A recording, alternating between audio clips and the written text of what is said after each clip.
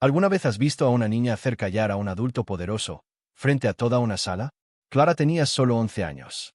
Pero lo que hizo ese día en el tribunal, nadie lo ha olvidado hasta hoy.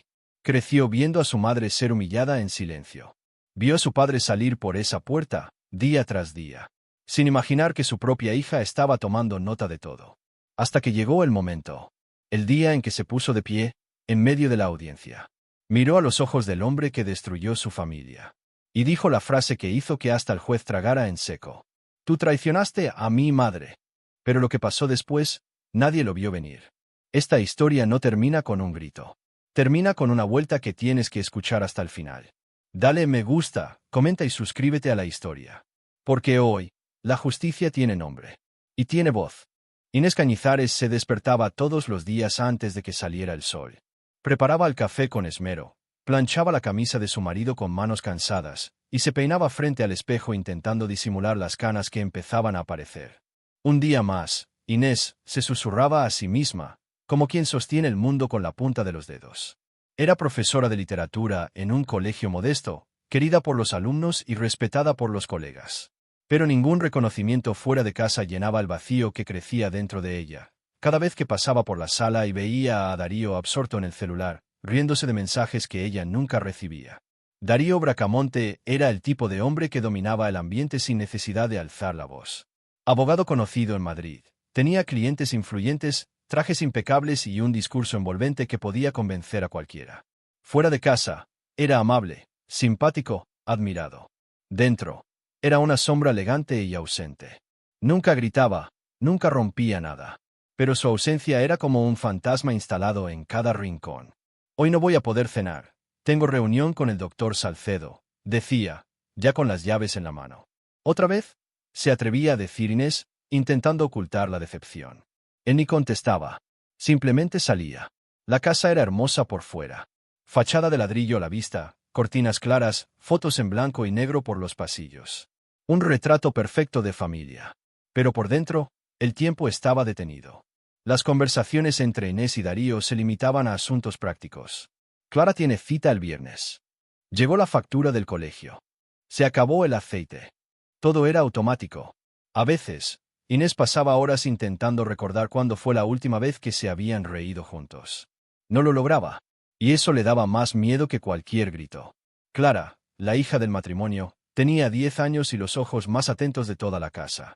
Silenciosa, observadora, delicada, parecía llevar en el pecho una sabiduría antigua. Sabía cuando su madre lloraba a escondidas. Sabía cuando su padre mentía. Sabía, sin entender bien por qué, que esa familia se había convertido en una escenografía. Dibujaba mucho. En uno de sus dibujos, garabateó a una mujer de ojos tristes sosteniendo la mano de una niña, y un hombre al fondo, caminando solo. Cuando Inés lo vio, preguntó, ¿ese es tu papá? Clara se encogió de hombros y respondió, creo que es un hombre cualquiera. Los fines de semana, Inés inventaba planes para fingir que seguían unidos. ¿Vamos al parque? Solo nosotros tres. Darío sonreía, le daba un beso en la frente y decía, hoy no, amor. Tengo que resolver unas cosas pendientes. Y desaparecía. Cuando volvía, traía bolsas de marcas caras, regalos para Clara, muñecas, tablets, ropa. La niña agradecía, pero no sonreía con los ojos. Una vez, él le entregó un juguete y preguntó, ¿te gustó, hija? Ella lo miró a los ojos y respondió, preferiría pasar tiempo contigo. Darío rió, como si fuera una ocurrencia. Inés, detrás, entrecerró los ojos. Sabía que su hija acababa de decir algo que ella nunca se había atrevido a pronunciar. Las noches de domingo eran las peores. Mientras el mundo bajaba el ritmo, esa casa parecía sofocar. Darío ponía las noticias en la televisión y se quedaba mirando la pantalla. Inés, en la cocina, removía la olla sin apetito. Clara se sentaba entre ellos con un cuaderno sobre las piernas, fingiendo que escribía. Una noche, cerró el cuaderno y preguntó, «Mamá, ¿por qué ya no cantas?» Inés sonrió con tristeza. «¿Porque la música se fue a dormir, mi amor?» Clara no respondió, pero entendió. Inés intentaba mantener el brillo por fuera. Un poco de labial suave, perfume floral, una sonrisa ensayada. En el colegio, todos decían que era un ejemplo. Pero por dentro, se sentía apagada. Ya no se reconocía en el espejo. Recordaba a la joven que soñaba con publicar libros, que escribía poemas, que creía que el amor lo podía todo. Ahora, era una mujer que pasaba las noches con dolor de cabeza, que lavaba los platos llorando en silencio, que hacía listas mentales de cosas que su marido ya no decía. Una noche, mientras Clara dormía, Inés salió del dormitorio y fue al despacho de Darío. Él dormía en el sillón, con el portátil sobre el regazo. En la pantalla, una videollamada pausada, una mujer rubia, guapísima, sonriendo con una expresión demasiado íntima. Inés no se atrevió a tocar nada. Solo la miró. Sintió un frío en el estómago. Volvió al cuarto y se acostó. No lloró. Solo se quedó ahí, despierta, mirando al techo. Lo sabía. Tal vez siempre lo supo. Pero una parte de ella aún quería creer que estaba equivocada. A la mañana siguiente, Clara se acercó a ella en la mesa del desayuno. ¿Estás triste, mamá? Inés sonrió y bajó la mirada. Respondió con una dulzura forzada. Claro que no, mi amor. Solo tengo sueño. Clara la miró fijo. Cuando sea grande, voy a protegerte. Te lo prometo. Inés tragó en seco. La abrazó con fuerza. No dijo nada. Porque, en el fondo, lo sabía. Esa niña veía lo que nadie más veía. Y quizás fuera ella, quien algún día, de algún modo, haría justicia por todo aquello. Y el tiempo siguió. Las mañanas continuaron con aroma a café. Las noches con olor a ausencia. Pero algo dentro de esa niña, y dentro de esa mujer, empezaba a moverse. Como si algo se estuviera formando en silencio, esperando el momento justo para gritar. Ese día, Clara había salido antes del colegio. Un profesor faltó y soltaron a los alumnos después del recreo. La furgoneta escolar no estaba programada para buscarla tan temprano, así que decidió volver caminando. Las calles estaban tranquilas, el viento frío despeinaba su cabello oscuro, y ella trataba de equilibrar la mochila en un hombro mientras pateaba piedritas por el camino. Todo parecía normal, hasta que dobló la esquina de la calle San Justo, y se congeló. El coche de su padre estaba aparcado frente a un edificio que no era ni la escuela, ni la oficina. Se acercó despacio. Sentía el corazón acelerado, como si algo por dentro le avisara que algo no estaba bien. Había música baja saliendo del coche, los vidrios ligeramente empañados. Y entonces, como una puñalada al pecho, lo vio. Su padre, Darío, sonriendo. Pero no era la sonrisa que le daba a ella o a su madre. Era otra. Una sonrisa íntima, diferente. Y allí, en el asiento del copiloto, estaba Verónica Salvatierra, una mujer que Clara reconocía de fotos de la empresa. Los dos se besaban como si el mundo no existiera. Como si no tuvieran hija. Ni esposa. Ni conciencia. Clara dio 3 pasos hacia atrás. Las piernas le temblaban. Sintió que la sangre se le iba del cuerpo. Quiso correr, pero se quedó paralizada. Vio a Verónica reír, tocar el rostro de Darío, acomodarse el cabello como quien repite un gesto conocido. Clara se llevó la mano a la boca, intentando contener el sonido. Pero un ruido se le escapó, algo entre un sollozo y un grito ahogado. Y en ese instante, sin que la vieran, se dio la vuelta y corrió. Corrió hasta que le dolió el cuerpo. Hasta que le ardieron los ojos. Hasta que el mundo se le hizo demasiado grande para una niña de 10 años. Cuando llegó a casa, entró sin hacer ruido. Se quitó los zapatos, dejó la mochila en un rincón y subió directo a su cuarto. Cerró la puerta con llave. Se acostó en la cama y se quedó mirando el techo, como hacía su madre en las noches tristes. No lloró. Aún no. Solo se quedó ahí, tratando de entender lo que había visto. Tratando de convencerse de que tal vez no era real. Quizás fue solo un beso entre amigos, pensó. Quizás él la estaba ayudando con algo. Pero en el fondo, lo sabía. Sabía que ese beso no era inocente. Sabía que esa mirada no era de colega. En los días que siguieron, Clara no dijo nada. Guardó todo en el pecho. Evitaba al padre, fingía estar resfriada para no cenar con él. Se encerraba más tiempo en el baño. Dibujaba menos. Y miraba más al suelo. Inés notó el cambio. Le tocaba la cara con ternura y preguntaba. ¿Estás bien, mi flor? Clara forzaba una sonrisa. Sí, solo estoy cansada. Por las noches, escondía la cabeza en la almohada y lloraba bajito, como había aprendido de su madre. Y, en un cuaderno escondido dentro del armario, escribió una frase que dolía. Mi papá es otra persona cuando no está con nosotras. Inés empezó a sospechar. Los horarios de Darío, cada vez más raros. Las excusas, siempre con un cliente nuevo. Y, sobre todo, la ausencia emocional, que ya no se podía esconder. Ella no quería creerlo. Pero la intuición femenina tiene su propio idioma. Un día, Darío dejó el celular desbloqueado sobre la mesa. Mientras él se duchaba, Inés sintió una presión en el pecho, y lo revisó. Encontró el nombre de Verónica entre las conversaciones fijadas. Abrió. Y entonces, como si recibiera una puñalada en cámara lenta, lo leyó todo. Ayer fue maravilloso. Contigo me olvido del mundo. La niña no sospecha nada. El celular se le resbaló de las manos. El suelo pareció desaparecer. Inés se dejó caer en el sofá, con las manos temblorosas, la respiración entrecortada. Intentó respirar hondo, pero el dolor no la dejaba. Miró al techo y susurró. No, no puede ser. Pero sí lo era. La traición estaba ahí, en su cara. La confianza, hecha polvo. El amor, enterrado. Y justo cuando creía que ya había sangrado todo lo que podía, Clara apareció en la puerta, con los ojos llenos de lágrimas y la voz muy bajita. Yo lo vi, mamá. Él te engañó, y yo lo vi. La frase cayó como una bomba en su pecho. Inés se quedó paralizada. Miró a su hija, y no pudo contener el llanto. ¿Por qué no me lo contaste antes? Clara bajó la mirada. Porque tú ya sufres tanto, y no quería hacerte daño. Inés se arrodilló frente a la niña, le tomó el rostro con ambas manos y le dijo entre lágrimas. Tú nunca podrías hacerme daño, mi amor.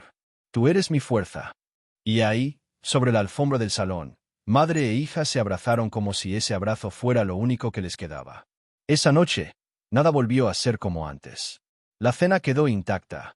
El silencio, ahora era otro. No de ignorancia, sino de certeza. Inés ya no tenía que fingir. Clara ya no tenía que esconder. Las dos sabían. Las dos lo habían visto. Y aunque todavía no supieran qué hacer con tanto dolor, sabían que, desde ese momento, serían una sola. Porque cuando el suelo desaparece, solo queda agarrar fuerte a quien uno ama. Pero lo que ellas aún no sabían, era que ese momento, tan silencioso y devastador, sería el punto de partida de un giro inesperado. Porque, a veces, el inicio de la justicia, nace del dolor de una niña que vio demasiado. Lo que vino después del descubrimiento no fue una disculpa, ni reconciliación, ni siquiera silencio. Lo que vino fue un proceso. Frío, estratégico y cruel. Darío, en lugar de retroceder ante la culpa, avanzó como un león herido. Inició una demanda judicial de divorcio contencioso, alegando que Inés era emocionalmente inestable, impredecible e incapaz de cuidar del bienestar de su hija. La mujer a la que había traicionado, ahora era descrita como una carga. Tiene episodios. Clara está expuesta. Necesito protegerla. Fueron esas las palabras que entregó a sus abogados. Y que se esparcieron como veneno por las paredes del tribunal.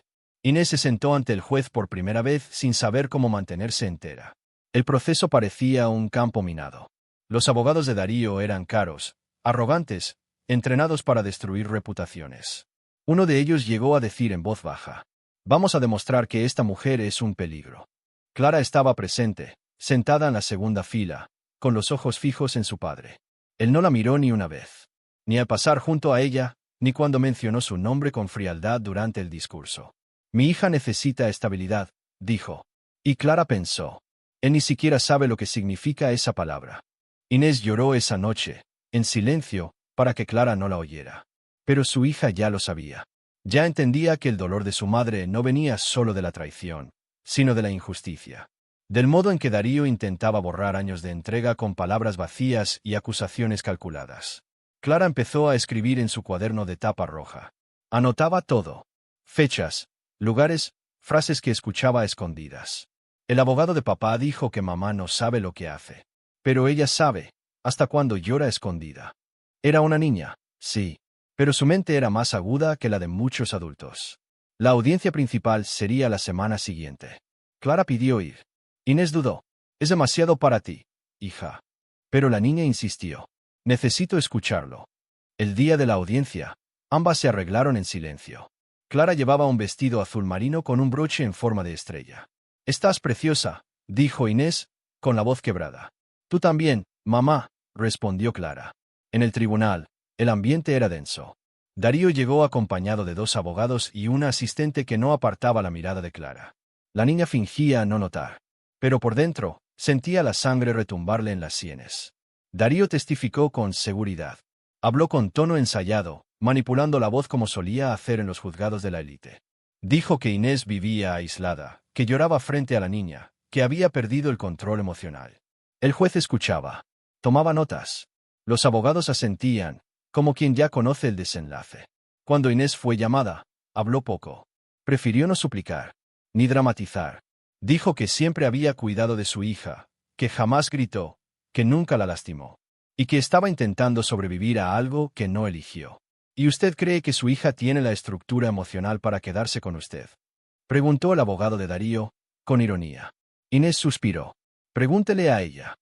La sala se agitó. El juez dudó. La menor está presente. Clara se levantó sola. Sí, aquí estoy. El juez la miró con atención. ¿Estás segura de que quieres hablar? Ella asintió. Inés quiso detenerla, pero los ojos de Clara lo decían todo. Confía en mí. El juez hizo una señal. Clara caminó hacia el centro de la sala. Su vestido se movía ligeramente, pero sus pasos eran firmes. Se detuvo frente al estrado. Respiró hondo. Miró a su padre y, por primera vez, no vio a un gigante. Vio solo a un hombre pequeño, sentado detrás de una mentira demasiado grande como para sostenerse. Usted traicionó a mi mamá. La frase salió como una flecha. Clara no gritó, pero tampoco susurró. Fue suficiente para que la sala entera se quedara en silencio. El juez abrió los ojos con sorpresa. Los abogados miraron a Darío, esperando una reacción. Pero él solo tragó saliva. Clara continuó. Dijo que vio a su padre con otra mujer. Que mentía a todos. Contó dónde, cuándo y cómo. Dijo que su madre lloraba sola, pero nunca dejó de cuidarla. Ella me enseñó a hablar bajito cuando estoy enojada, y usted quiere decir que no es capaz de educarme. Las palabras de la niña fueron como martillazos en cada rincón del tribunal. Los argumentos de la defensa se deshacían frente a la sinceridad brutal de una hija que ya había perdido su infancia. Clara terminó su declaración diciendo: él quiere protegerme ahora, pero cuando de verdad lo necesité, estaba con otra. El juez guardó silencio por unos segundos. Anotó algo. Luego, agradeció. Puedes sentarte. Clara volvió a su asiento. Inés lloraba en silencio. Darío no lograba fijar la mirada en ningún lugar. Al salir del tribunal, no hubo palabras. No era el silencio del miedo. Era el silencio de la verdad. Clara tomó la mano de su madre. Inés la apretó con fuerza. Sabían que aún quedaba mucho por enfrentar. Pero también sabían que, en ese instante, algo había cambiado para siempre. Lo que Clara no imaginaba es que ese gesto de valentía sería el primer paso hacia un giro que ni siquiera la justicia esperaba. El silencio que quedó en la sala tras el testimonio de Clara no era común. Era un silencio denso, incómodo, de esos que cargan el peso de verdades que ya no pueden ser ignoradas. La jueza, que hasta entonces se había mostrado distante e imparcial, cerró su bolígrafo y miró a Clara con la expresión de quien acaba de presenciar algo raro. Coraje genuino, en estado puro. Los abogados de Darío intercambiaron miradas inseguras. Todo lo que habían preparado, el discurso, las manipulaciones, los intentos por desacreditar a Inés, se había desmoronado ante una niña que simplemente dijo la verdad. Darío intentó sonreír. Intentó recuperar la postura. Pero era evidente que algo dentro de él se había roto. Movía las manos con ansiedad, como quien busca algo a que aferrarse y no encuentra nada. Cuando el juez pidió a la fiscalía que revaluara el conjunto de pruebas y considerara el testimonio de la menor como pieza central, los abogados de Darío entendieron que habían perdido el control. Uno murmuró: la niña rompió la estrategia. Y el otro respondió: no se puede borrar eso. Vio demasiado. Al lado de Inés, había lágrimas contenidas, pero no de tristeza. Era otra emoción. Una mezcla de alivio con sorpresa. Jamás le pidió eso a su hija. Jamás imaginó que Clara fuera capaz de enfrentarse a su propio padre. Pero lo hizo. Y en ese instante, Inés entendió que ya no estaba sola. Que esa niña no era solo su hija. Era también su guardiana. Y quizás, su herencia más valiosa, una verdad viva que nadie más podría callar. 2 días después, el juez anunció la sentencia. Inés se quedaría con la custodia total de Clara. La petición de Darío fue rechazada. La división de bienes fue reevaluada, considerando los daños morales provocados por sus intentos de manipulación. La residencia legal pasaría a ser de la madre y la hija. Y además, la jueza ordenó apoyo psicológico para Clara. No por fragilidad, sino porque reconocía que ella cargaba con la fuerza de un adulto. Y toda fuerza también necesita cuidado. Darío no asistió a la lectura final. Envió a un representante legal en su lugar. El mismo abogado que en la primera audiencia decía con soberbia: A Inés la desmontamos fácil. Ahora tenía los ojos bajos. Y al final, entregó un documento con la renuncia formal de Verónica Salvatierra a la empresa donde trabajaban. Decían que renunció por exposición innecesaria en los medios. Pero la verdad es que, desde el testimonio de Clara, Verónica desapareció. Como alguien que, demasiado tarde, entiende que jugó un juego demasiado sucio. Al salir del tribunal, Inés no habló mucho. Abrazó a Clara con fuerza. Cerró los ojos para contener el llanto, pero dejó que una sonrisa naciera lentamente. «Fuiste mi voz, mi luz, mi coraje», susurró. Clara solo respondió: «Tú harías lo mismo por mí». Y caminaron hacia la salida del edificio, de la mano. Había fotógrafos, periodistas, curiosos, pero en ese momento, nada más importaba. El mundo había presenciado la humillación. Pero ahora, veía cómo la dignidad era restaurada. En la escuela, Clara fue recibida con un abrazo colectivo de su clase. Nadie sabía exactamente lo que había pasado. Pero los profesores, discretamente informados, decidieron recibirla con ternura. En su pupitre, alguien dejó una carta anónima con la frase: «Eres más fuerte que muchos adultos». Ella la guardó en su cuaderno, junto a todas sus anotaciones.